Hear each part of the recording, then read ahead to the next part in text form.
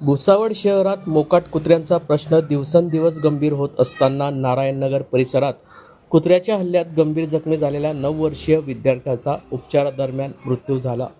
या घटनेमुळे पालक वर्गात भीतीचे वातावरण पसरले असून भुसावळ नगर परिषद प्रशासनाच्या निष्क्रियतेविरोधात नागरिकांनी तीव्र संताप व्यक्त केला आहे। तारकेश विशाल झोपे वय 9 वर्ष हा विद्यार्थी 24 एप्रिल रोजी घरी येत असताना नारायणनगर परिसरात एका कुत्र्याने त्याच्यावर अचानक हल्ला केला। या हल्ल्यात त्याच्या चेहऱ्यावर व नाकावर गंभीर जखमा झाल्या होत्या। जखमांची तीव्रता इतकी होती की मुलाच्या चेहऱ्यावर तब्बल 80 टाके पडले होते। घटनेनंतर प्रकृती गंभीर असल्याने त्याला प्लास्टिक सर्जरीची गरज भासल्याने त्याला पुढील उपचारासाठी मुंबई येथे हलवण्यात आले होते। मात्र उपचार सुरू असताना त्याची प्राणज्योत मालवली असून या घटनेमुळे झोपे कुटुंबियावर दुःखाचा डोंगर कोसळला आहे। या संदर्भातली माहिती आज दिनांक 13 मे रोजी दुपारी 4 वाजता माध्यमांना प्राप्त झाली असून विशाल झोपे मुलाचे वडील व आई यांनी याबाबत अधिक माहिती दिली आहे। दादा, कुत्रे चावल्यामुळं तुमच्या मुलाचा दुर्दैवी मृत्यू झालेला आहे। तुमचं नाव काय आणि कुठं घटना घडली नेमकी आणि कसं झालं हे सर्व? माझं नाव विशाल सुधाकर झोपे, मी राहायला नारायणनगर भुसावळ। माझ्या मुलाला 24 तारखेला डॉग बाईट झाला। आम्ही मग तात्काळ ट्रामाला नेलं, सिरम दिले आणि त्याला इंजेक्शन दिलं। तिथून मग सिल्प हॉस्पिटलला शिफ्ट केलं जळगावला। तिथे त्याची कॉस्मेटिक सर्जरी घेतली। त्यानंतर तिथं स्टेबल झाला। 4 दिवसानंतर त्याला डिस्चार्ज दिला गेला। मग आम्ही घरी आल्यानंतर थोडं थांबलो। मग त्याला काय झालं, 2 दिवसानंतर थोडंसं आलं। मग आम्ही त्याला परत ॲडमिट केलं।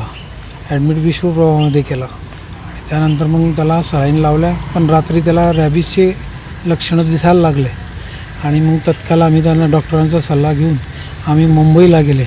मुंबईला हॉस्पिटल कस्तुरबा हॉस्पिटल चिंचपोकळी इथं नेण्यात आलं आता। आणि सकाळी जेव्हा आम्ही 11-12 वाजता तिथे पोचले, डॉक्टरांनी त्याला बघितल्यानंतर डॉक्टरांनी डायरेक्ट नाही सांगितलं। त्याचा जीव मुठीत ठेवून त्याला नेलं होतं पण आमचं बाळ वाचलं नाही। किती वर्षाचं बाळ होतं दादा आणि कुठं घडलं, कशी घटना घडली होती? त्यावेळी बाळ काय करत होतं? बाळ मंदिरात दर्शन घेऊन वापस येत होता। आमच्या घराच्या समोर गार्डन आहे, त्या गार्डनमधून येताना त्याला डॉग दिसलं। तो घाबरून पडल्यामुळे काय झालं, त्याच्या चेहऱ्याला त्याने चावा घेतला आणि तो फार गंभीर होता, त्याच्यामुळे त्याचा प्राण गेला।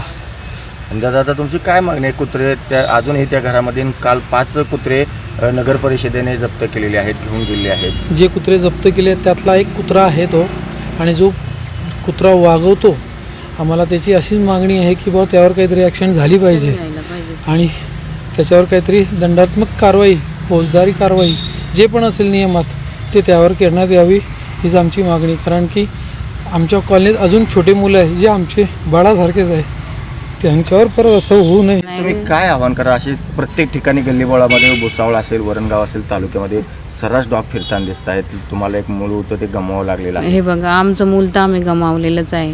प्रशासनाला तक्रार देऊन पण प्रशासन त्यावर काहीच कारवाई करत नाही आहे। आता एक जीव गेला आहे, आता तरी प्रशासनाने जागं होऊन त्यावर काहीतरी कारवाई करावी। कारवाई जर झाली तर त्यातूनच आम्हाला न्याय मिळेल असं मला वाटतंय। तर ती कारवाई प्रशासनाने लवकरात लवकर करावी आणि त्यावर ॲक्शन पण घ्यावी काहीतरी त्या माणसावर पण।